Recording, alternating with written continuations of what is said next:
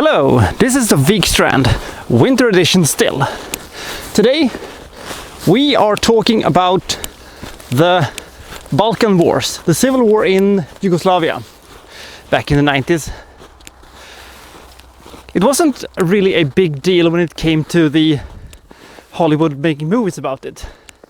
It was a huge media thing and it was an absolutely awful event which led to famine, snipers, bombing of the bridge in Mostar, dick move, genocide, ethnic cleansing, and just very awful stuff. Today it depends who you ask.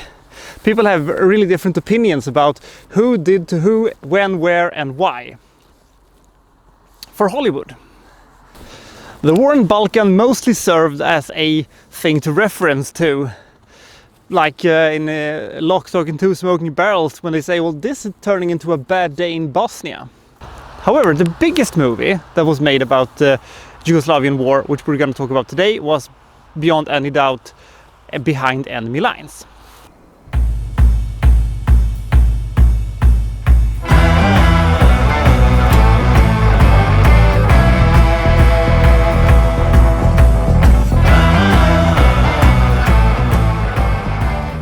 So a surprisingly good Owen Wilson plays a flight carrier called Burnett, who on a routine mission sees the Serbian army commit acts of war against humanity. And he photographs this one, and his plane gets shot down over enemy territories where they're technically not supposed to be. They're more of observing rather than fighting anybody.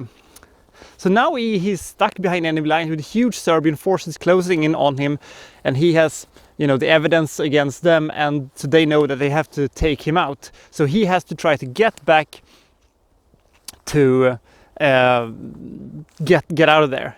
He has the cards are pretty stacked against him in this case. He has a huge force against him. He's alone. He has no home advantage, and of course also he's cold because of all the snow, although the snow in this one is actually just made of paper, because this was the first winter of like 100 years when there was no snow in Slovakia, where they shot this movie.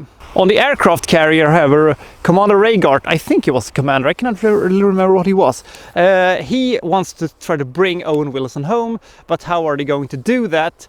They're supposed to be observers. However, Hackman of course has problems with Joaquim de Almeida, who plays this sort of French counterpart, and because they're French, they're ultimately, you know, want to follow protocol and not cause incidents, and Gene Hackman wants to go in because America. This movie is not really a movie about the Balkan conflict.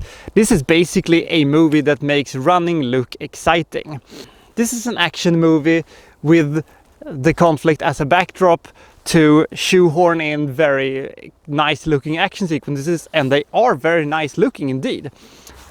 They have some technical wizardry and some excellent editing to their advantage to make this movie look really exciting, because this is an entertaining movie. This is a pretty fast-paced and adrenaline-filled movie. It is man against nature. It's sort of running from people. It is a survival movie. It has great action. It doesn't, however, feel that much like a war movie. It doesn't really feel like a movie about the conflict. You get some smaller aspects of the war, you know, here and there, and some very emotional things do happen, and you sort of get more of the big picture. If you're looking for a movie that will explain more of the background and the consequences to what happened, this is definitely the wrong movie to watch.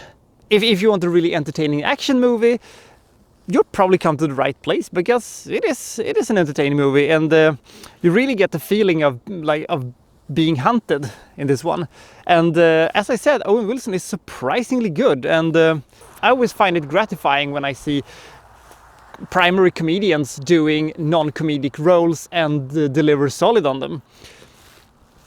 Owen Wilson was surprisingly good at this one, and he actually was in such good shape that apparently a lot of cameramans was sort of, you know, left behind when he was running around in the hills. Great locations, great cinematography. It really doesn't stay with you, however. It's like a nice drink that tastes good when you're tasting it, but then you it doesn't have any aftertaste. And it feels a bit exploitive to sort of use a conflict that was so fresh in the memories of people at the time to make what is basically a normal action movie. But for what it is well crafted. It's entertaining, it's adrenaline filled, and if you haven't seen it, I would definitely recommend it. I like this movie a lot. 66 rating it gets, but nothing that will remain with you for a long time. So we still have snow and we still have coldness. It's probably the coldest day yet today. It's -10 today. What are we going to review next? I have no idea. The dice have to decide, because the Wikstrand is signing out.